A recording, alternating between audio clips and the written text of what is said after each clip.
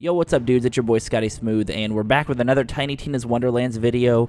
In this video, we're going to be going over some tips on how to level your guy up really quickly, how to get the plus 10% XP by using the Shrine of Grindanna and getting all of those pieces, and then just covering a couple other little tips that you guys can do when going through and getting this XP farm. So we're going to start right off here, right in front of the bean. We're actually going to be going through a couple dungeons. Now the first dungeon is just going to be right here to the right, and it's actually kind of cool because you can see Tina does give a little bit of a hint that there's a shrine piece in here. Also, before we do kind of really jump into this, I do want to let you guys know that you will need to progress through the story a little bit to get all 4 of the shrine pieces.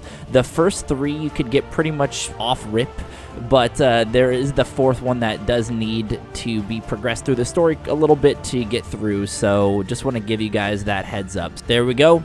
Shrine piece number 1, done. Of course, there's going to be 4 shrine pieces you'll need. Right when you leave that dungeon, this shrine piece, the second one's going to be right over here in this kind of doorway. It looks like there's a skull or something on the front there. But with these type of dungeons, that last one was a 2-phase dungeon, so you'll clear the encounter once, and then you'll have another encounter you'll have to clear. But the ones with kind of that skull door looking thing, it's actually, there's going to be 3 phases, and then the 3rd phase, there's always going to be a mini boss. So this one, there are going to be 3 encounters, just to give you guys a heads up. So if you've done do 2 encounters, and then they're like, all right, here's another encounter, you're like, what the heck's going on? It's because you will get 3 encounters with the doors and dungeons. And oh my god, look at my shot, bro. It is absolutely, I must have been recording this at like 4 a.m. for you dudes. But you'll get to the 3rd encounter, you'll come across Captain Swallow as the main mini boss. Kill Captain Swallow, and then you're good to go. The weird thing, and kind of the thing you guys just keep in mind, is that these enemies will keep spawning until Captain Swallow is dead, or until that area mini boss is dead. So I honestly would just recommend focusing on that mini boss. If you are getting shot at, you know, you can take out the dudes, but just gonna say that they do respawn until the mini boss is dead. So that is amulet number 2, or shrine piece number 2. Let's go on to number 3. Now number 3 is going to be located, if we do leave right out of this shrine, we're going to go back, we're going to cross the green bean there. I think that's a green bean, I don't know what the heck that is. And then we're just going to run straight by the green bean, and it's going to be this dungeon here.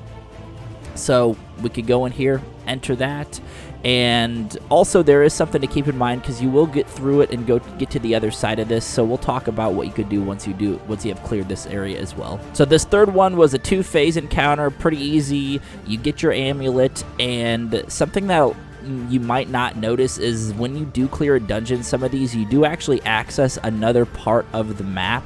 So when we leave here, you're going to see that it actually takes us to the other side of where we entered.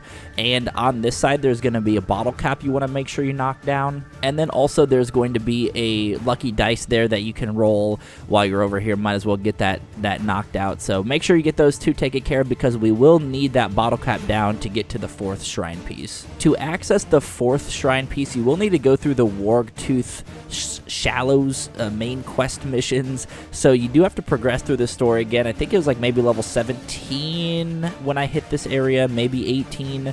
So you will have to get through this main mission area to get to another part of the overworld that you will need to access that 4th piece. So once you've gone through that, you will access this area in the overworld, and there's going to be an NPC named Margravine, I think that's how you pronounce it, that's going to be standing right here that does give you a mission you have to do. It's called Lens of the Deceiver. And basically what that side mission allows you to do is it allows you to see invisible bridges, because you're going to need to get the invisible bridges to access that 4th shrine piece. And I'm getting freaking chased. And also, I don't know why it says bloop on my screen. It might just have been from like the last area I was in and just stuck there. If we go back to the first shrine that we went, or kind of the entrance by the bean, we're gonna go back up to the area where we just cleared that last encounter.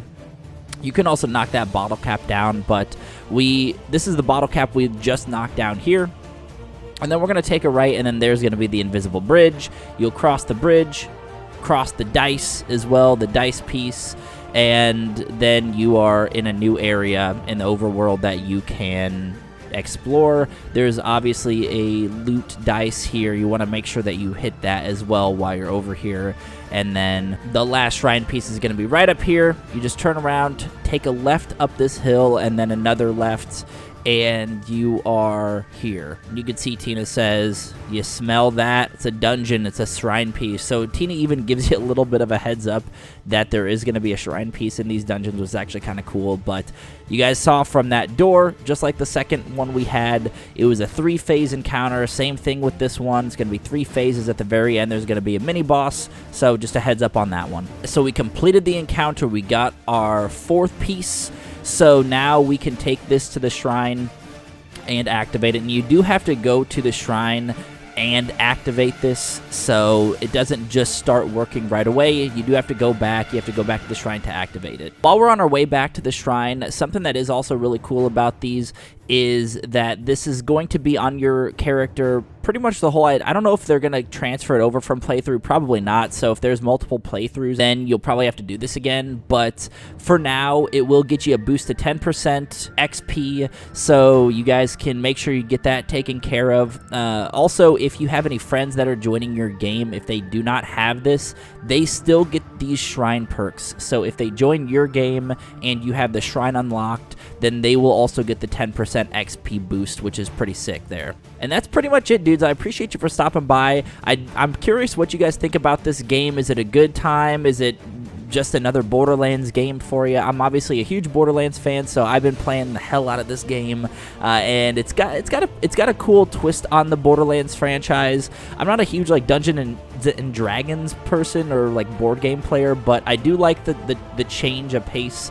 There are of course some pros, some cons as well that I'll save for another video, but overall I've been having a blast with it. Obviously, if you're a Borderlands fan, you're gonna love this game, and it's been a really good time. So let me know in the comments below what your guys' thoughts on this game is, if you bought it. I know some people are kind of holding out from it at the moment, but of course, hope this helps you out. If it does, hit the thumbs up, sub to the channel for some more Wonderlands content, and of course, I'll catch you guys in the next one. Peace.